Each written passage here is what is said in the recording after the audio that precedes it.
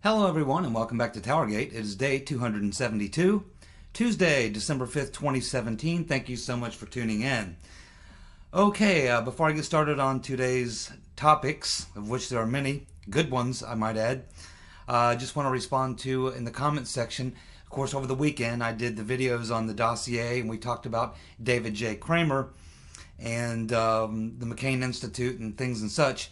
And there was a comment by both Patty and Jeebs saying, I know Soros has got to be involved in this somehow. Well, I just want to say to Patty and Jeebs, you are absolutely 100% correct. It appears that Soros is involved. He is one of the single largest donors to the McCain Institute. There you have it. George Soros tied to Senator Magoo in more ways than one. So you have been, I wouldn't say vindicated, but congratulated for your astute observation that Soros is in the mix everywhere. And we know he's heavily in the mix behind the rotten Reverend Clinton and that whole group, Obama, and that whole clan. Soros is the money man. He's the guy that operates back in the shadows behind the curtain, pulling the strings of the puppets. That's exactly what is going on, and I commend Patty and Jeebs for not losing sight of the influence of one Mr. Soros, who of course is a Hungarian who's not even allowed to be in Hungary. If he steps foot in Hungary, they'll arrest him. He's not even welcome in his own country because they know him quite well. Alrighty, a name that everybody now is probably familiar with, as he's been all over the news. Boy, oh boy, this is absolutely, I would say unbelievable, but based on what we've been learning in the past 12 to 18 months, it's probably not that unbelievable.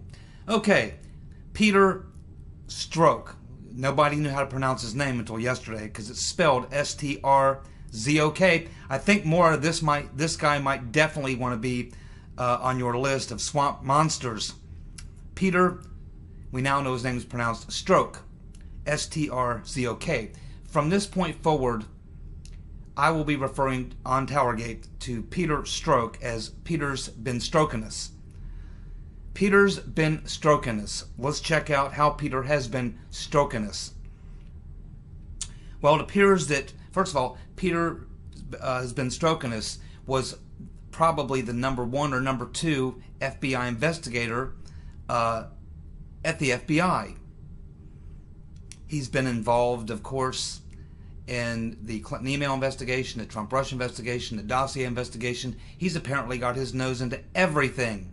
And we're finding out that what happened to him is he was just demoted, sent to the Department of Human Resources at the FBI because he got caught in a little affair. So why don't we... Oh, and by the way, this all happened back in the summer. So Mueller got rid of him because Mueller put him on his team. So Mueller gets rid of him, doesn't say anything to anybody about why he did it, but apparently the reason given by Mueller is that he was caught sending emails, pro-Hillary, anti-Trump emails during the course of the investigation to a woman lawyer who works directly under FBI Director, Assistant Director Andrew McCabe. So we have Mr. Peter's been stroking us, is stroking Andrew McCabe's legal assistant. That's what we have here, who was also involved.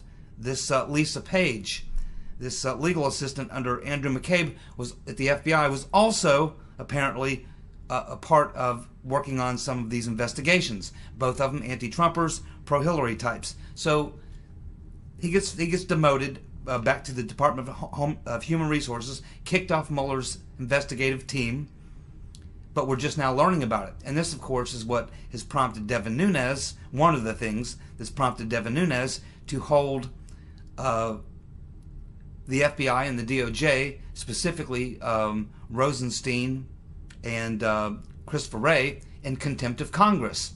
Now, a lot of people say, yeah, people have been held in contempt of Congress before. It has happened. And believe it or not, most people don't know this, but you can actually enforce this if the Congress wants to. If Nunes does go ahead and put Christopher Wray and Rosenstein contempt of Congress, what he can do is that if they do not do whatever it is that Nunes has asked them to do, in this case, produce documents and witnesses, if they don't do it, then Nunes could go to the Speaker of the House, who could then order the Sergeant of Arms to arrest Wray and Rosenstein and put them in jail until they comply. They could stay in jail for up to 1 year and face $10,000 fine. So, if you want to take it that far, but it usually doesn't go that far. They usually end up coming to some agreement on working out the problem. But this is what really triggered Devin Nunes. So let's take a look at what Mr. Peter's Ben Strokinus has been up to. Well, it turns out that we're learning now that it was Peter's Ben Strokinus that changed James Comey's language in the press conference that he gave exonerating Hillary. It is Mr. Peter's Ben Strokinus that came up with the idea to change gross negligence to extreme carelessness. That was Peter's Ben Strokinus. That was his idea. It was Peter's Ben Strokinus who ensured that Hillary's email interviews would not be under oath, nor would they be audio or video taped. Very rare for the FBI not to audio and videotape a witness in an interview. Very, very rare why she wouldn't be under oath. We also know that he allowed her personal attorney, who was also the target of the investigation, to sit in on the interview with her. Not something you ever see, really. So Peter's Ben Strokinus definitely has been Strokinus, hasn't he? Let's continue. We're now learning that Peter's Ben Strokinus is the one who blocked Devin Nunes from getting information on the dossier. Devin Nunes has been trying to get all this documentation. He's been wondering who's been stonewalling him over at the FBI. Well, now we know. Peter's Ben Strokinus. It appears also that Peter's Ben Strokinus was using the dossier as his basis for his investigation. And that means that Mueller was also using the dossier as the basis for his investigation. Uncle Bob and the Hillary donor posse. And of course, we already talked about the fact that that Peter's Ben Strokinus has been stroking also Andrew McCabe's legal assistant, Lisa Page, who between the two of them were sending anti-Trump, pro-Hillary messages back and forth while they were working on the various investigations that we discussed earlier. That's fantastic. He was also, Peter's Ben Strokinus was also part of the investigation into Michael Flynn and was one of Michael Flynn's questioners. So, why would Mueller put this guy on his team? And why would Mueller not let the Justice Department or anyone know in the Congress that this had taken place during the course of all of these investigations? Because during the email investigation, that is when Comey knew all this as well. So Mr. Peter's Ben Strokinus was Strokinus under Comey. Then he continued Strokinus when Bob Mueller brought him over. Maybe Comey said, hey, go ahead and bring Peter's Ben Strokinus over. He'll do a great job. We also know, so this is one of Mueller's Uncle Bob's assassins, but we also know that his other very high-level assassin is Andrew Weissman. And of course we know Andrew Weissman is the one who broke the Arthur Anderson accounting firm, destroyed it, bankrupted it, based on trumped up charges where he used a lot of shady tactics. He ended up bankrupting that firm, getting people thrown in jail, costing over 800 people their jobs, destroying this accounting firm. This company completely destroyed it. And then when it finally worked its way through the court system and it went to the Supreme Court, it was overturned 9-0. And you can read, I read it years ago, what the Supreme Court said in their overturning of the case and how they went after Weissman for being such a slimeball and running such an operation. He completely destroyed the lives of over 800 people, destroyed a company, had people go to jail, all based on essentially a fraudulent investigation and heavy-handed tactics. He's also the one that ordered the SWAT raid of Manafort in his bedroom at 3 o'clock in the morning. This is a nasty, nasty character. Peter's been stroking us. We need to stroke him. What do you think? I'm pretty sure. Oh, also, I should mention that since this has happened, the FBI has now agreed to let Peter's been stroking us, make him available to the Congress. That's both committees, the House Intelligence Committee of Devin Nunes, and also the joint subcommittee that's investigating this stuff too. So he is now going to be testifying in front of them, and that should be a lot of fun as they go through this little journey that he's been on during these various investigations. He's obviously was involved in helping exonerate the rotten Reverend Clinton. He's been blocking Nunes from learning about the dossier, getting documents. He's been blocking witnesses, including himself. He's been banging the assistant FBI director's legal assistant, who's also an anti-Trumper. I mean, this is you know, I mean, talk about an assassination squad. Uncle Bob and his Hillary donor posse, and the scumbags and dirtballs that he's brought into this investigation. This thing is a complete farce. It just needs to be shut down. And Mueller himself, up to his eyeballs in Uranium-1 and all these other things, 9/11, letting the dancing Israelis go. I could go on and on and on. Delivering weaponized uranium on a tarmac of an airport for the rotten Reverend Clinton as a big favor to her. Hey, let's give the Russians some uranium and give them a sample. That's what he was doing. He was providing a sample of weaponized uranium to a Russian intelligence official on a tarmac. They love them tarmacs. That's where they do business. They do a lot of business on the tarmac. Dirty business. The kind of business you don't want to step in when it's deposited in your front yard by your neighbor's dog, or your dog's neighbor, whichever the two may apply. I'm not sure in my case. I just know that I don't have a dog, but I occasionally step in dog shit. Now, let's continue. Okay, so Peter's been stroking us is a name that you're going to be hearing a lot in the next couple of weeks. Mora, again, he might want to be added to your list. Thank you so much. Let's see. Where do you go from Peter's been stroking us? Well, how about the dumbass of the week? How about the dumbass of the week? Let's just go right to that because, after all, it was scheduled for yesterday, but we didn't have enough time to get to it. So let's go ahead and award that dumbass of the week to a two-time winner, Nancy Pelosi, Madam Botox. I couldn't help but give her the award this week because this woman is truly nuts. She is a dumbass. I mean, this woman is mentally incompetent. Mentally incompetent. She gave us a little speech where she said that the GOP tax bill is the end of the world. It's Armageddon. The end of the world and Armageddon. You know, the last two times that we passed a bill similar to this type of tax bill was under Reagan and under John Kennedy. In both cases, revenues to the Treasury doubled. It's called expanding the economy, expanding the job base, and expanding the tax base. Now, here is the part of Nancy Pelosi's dumbass of the week, Nancy Pelosi's statement that's actually true if it were just worded slightly different. And it may be actually what she means. She's just too dumb to express it.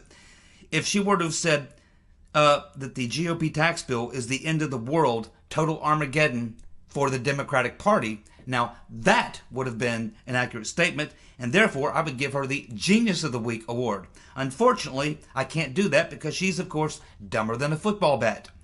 Now, let's see. Yeah, Nancy, it could be the end of the world and Armageddon for the Democratic Party, because when all those blue-collar, middle-class people in the Midwest and the South experience that $2,000 to $5,000 extra cash flow next year, a lot of them are going to vote Republican, and they're going to vote for Trump again. That's exactly what's going to happen. They're going to be awfully happy with that extra $2 to $5 grand that you don't quite understand. They're also quite happy right now with the fact that their 401ks, which almost all those people have money in 401ks, they're watching that expanding and growing rapidly. Yes, they are. They're pretty happy about that. They're going to be very happy about the rising wages because he's already, even without building a wall, has shut down 70% of the illegal immigration. In the next 2 to 3 years, you'll see wages rising. In addition, plus, he's probably going to do an infrastructure bill. So, with all these wonderful things will only be boosted by this tax reform bill. Plus, a lot of people will be able now to send in their taxes one page. 60% of Americans will be able to file their taxes on one-page form. There's a lot of good things about this tax bill. There's a few things I don't like, but for the most part, it's just the opposite of everything Nancy Pelosi is saying. And like I said, it's going to be probably Armageddon for the Democrats for years to come, because people know, they feel that extra money and they feel good about it and they vote for more of it. And that's what Nancy Pelosi probably should have said if she wanted to be the genius of the week. But she didn't say that, so she's the dumbass of the week. Madam Botox, congratulations. That's twice now. Okay. Former Democratic Congresswoman Corinne Brown has been sentenced to 5 years in prison for charity fraud and tax crimes. It appears that she stole money from a fake charity. Who else can you think of that has stolen money from a fake charity?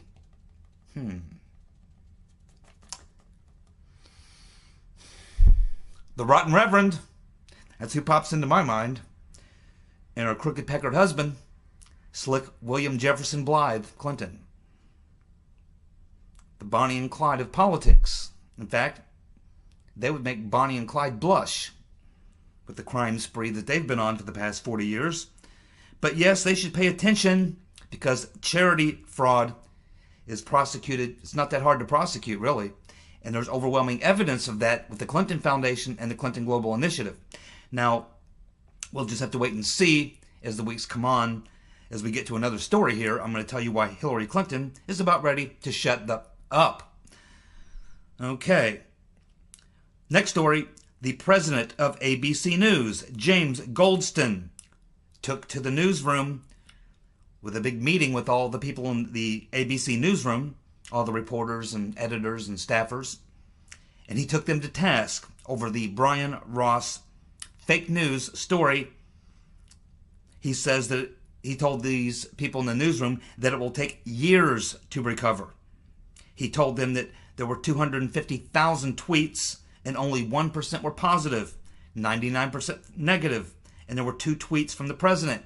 He also was highly upset that it took over 7 hours to correct it. Clearly, what this article is talking about is the president of ABC News really chewing some ass at a meeting with all those people there in the newsroom at ABC News. And he's absolutely right. I mean, he's absolutely right. And, of course, following on the heels of the Brian Williams, just when they're trying to recover from that, they get something like this. So, yes, they've got a lot of problems over at the Alphabet Network, known as ABC News, which is a dinosaur and is going the way of the Whigs, quite honestly. So, good luck, ABC News. You're done. Well, we have the Rotten Reverend Clinton, who's blasting Trump's tax plan. Again, she's mentally ill. Pretty soon she's going to be pretending to be physically ill. She's going to put herself in the hospital. This is all going to happen. Here's how this is going to happen. The Rotten Reverend Clinton is about to shut up. And here's why. Because pretty soon that FBI informant, William Campbell, he's going to testify to the Congress. And he is going to bring video and audio and emails. He's going to tell them the story. And we are learning now that he is going to tell them that there is absolutely 100% positive proof, hard evidence that they were running a scam and Bill Clinton knew about it. He knew why he was getting that $500 grand. He knew what was going on. He was part of the scam. The Clintons didn't just get suckered. that didn't just get played in a pay-for-play thing where they weren't aware that they were being played. Bill Clinton, this man, William Campbell, is going to prove that Bill Clinton knew why he got paid the 500 grand. He knew what it was all about. And this is what we're learning is going to be revealed by Mr. Campbell. And of course, the rotten Reverend Clinton is up to her eyeballs in it because she is the one who would have delivered on the things that Bill Clinton couldn't deliver on because he wasn't in the government. The rotten Reverend Clinton was. And she delivered, along with all her friends. So, once Mr. Campbell comes out and tells his story, a lot of people are going to have a lot of questions for the rotten Reverend and her crooked-peckered husband, Slick Willie. So they are going to go into hiding. You will not hear from them. They will have spokespeople. Then, if they want to talk to the rotten Reverend Clinton and they start to turn up the heat, she will admit herself into the hospital with pneumonia, which will last for however long the allegations last. This is the plan for the rotten Reverend Clinton. Let's see. It appears that we're starting to get some information about who may have been the journalist that Devin Nunes has learned were paid by Fusion GPS. Now, the rumor mill has it that there were many, many, many journalists paid by Fusion GPS, which would make sense because the rotten Reverend Clinton paid $1,025,000. We know $167,000 went to Christopher Steele. We know probably a couple $100,000 went to Perkins Coie and GPS Fusion. So where did the rest of that money go? Over $500,000, probably in paying journalists and others to propagate the story. That's what Devin Nunes is trying to get the answer to. The court, the litigation is occurring as we speak, and Devin Nunes is trying to get an expanded search of GPS Fusion, or Fusion GPS, whatever you want to call them, bank records. He's specifically interested in 112 bank records that he believes will contain financial transactions that occurred with journalists. But we are now hearing some leaks that these journalists would have come probably from NBC News, and we have a name, and probably the Washington Post and New York Times were also paid, and many others, but these are ones that they believe are going to be the ones who are known in the 3 transactions we do know about. Then there'll be another 112 transactions Nunes will likely get access to, and they will probably reveal a lot more people who were paid by Fusion GPS. And it was probably a lot of cash in envelopes too, type thing going on as well. Talking about a lot of money that needs to be accounted for. So it appears that possibly someone named at ABC News named Carol Lee, who of course at some point had worked at the Wall Street Journal. I guess that's how she knows Glenn Simpson. So apparently this is at least one person that may have been working at NBC that would have been paid by Fusion GPS to run propaganda, fake news, Trump, TowerGate, whatever you want to call it, story. So that's what we have there. Oh, you'll love this story. Here's someone we haven't heard from in a couple of weeks. She's definitely been keeping quiet.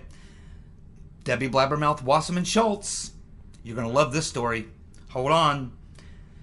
The husband of Debbie Blabbermouth Wasserman Schultz has been accused of attempting to ripping off an elderly homeowner, a 70-year-old man in Florida.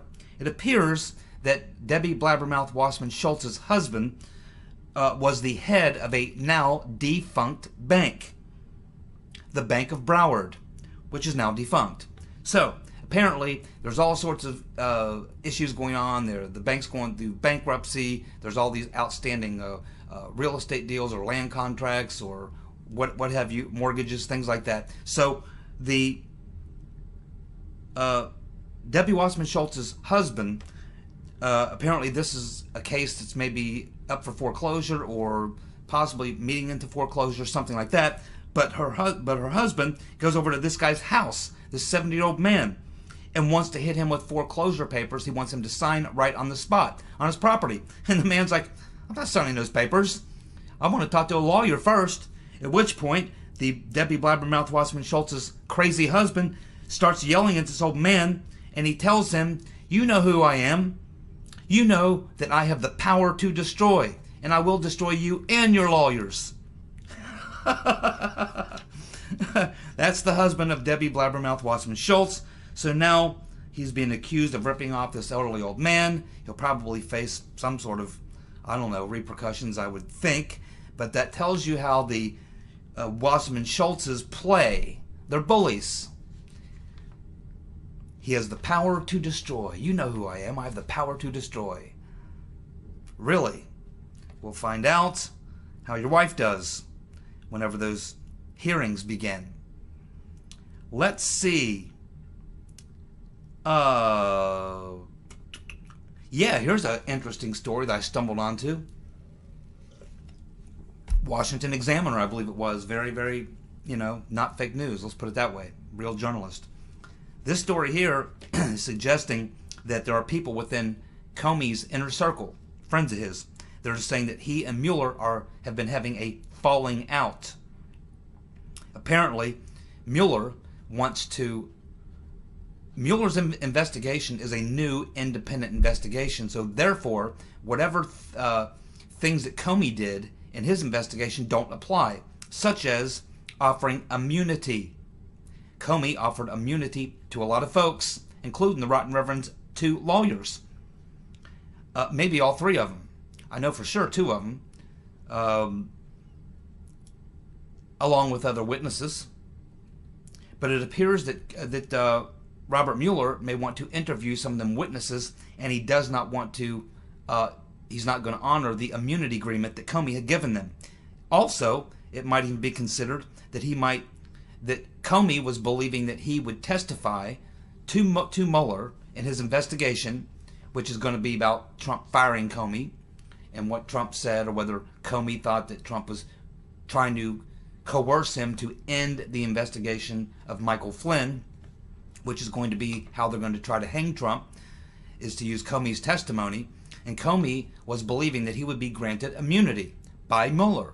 Well, it appears at this point that there's rumors that Comey is very upset, and he's telling people around him that he's upset that Mueller, his, I guess, ex-friend at this point, is not going to honor the immunity agreements, and including his own. That's a very interesting turn of events. We'll see how that shakes itself out.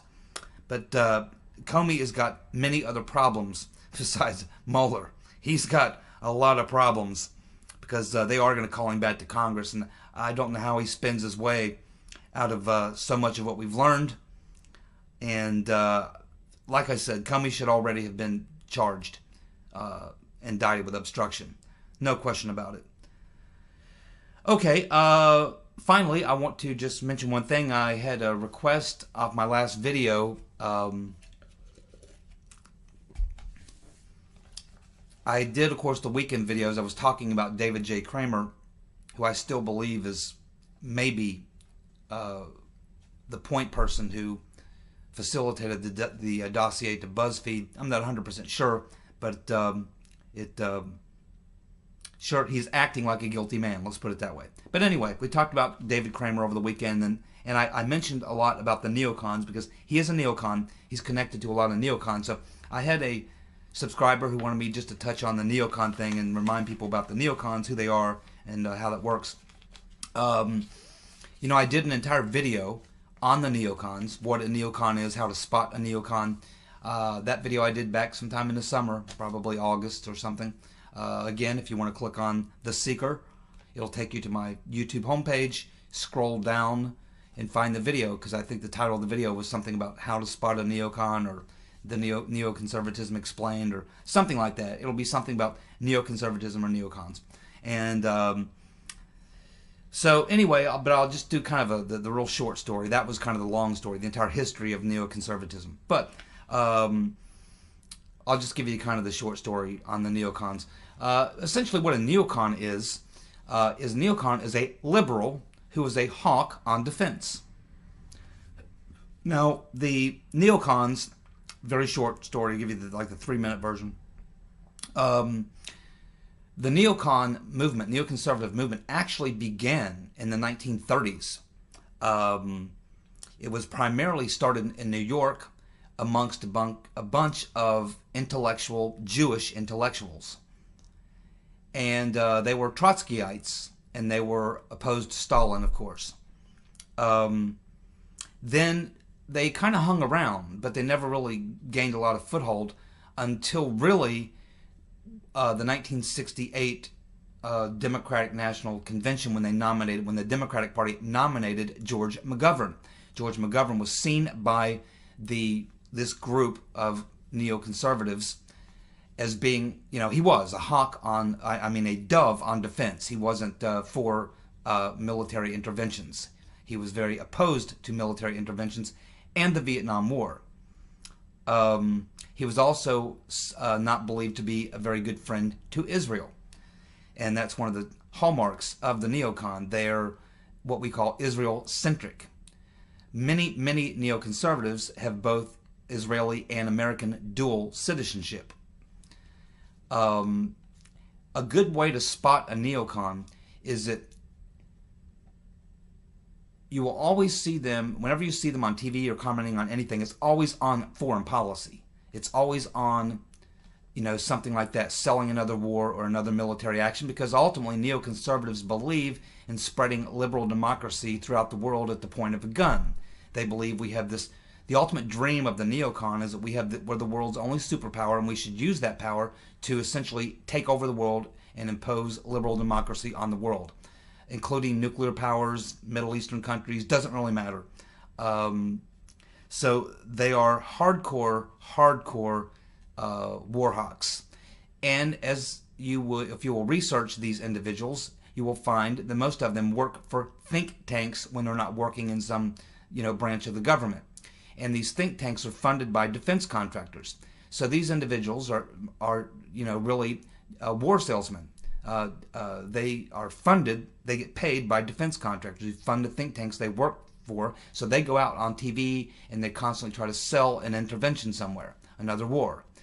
Another way that you always tell a neocon is they care nothing about really economics, immigration policy, abortion, guns, no other issues. You'll never hear them brought on TV to talk about any of those issues because they don't care. They're liberals for the most part. They're fairly liberal on economic policy, on immigration policy. Most of these policies, they're still old liberals, like 1970s liberals, like Jimmy Carter liberals, that type of thing. But they're hawks on defense. And that's kind of what drives them.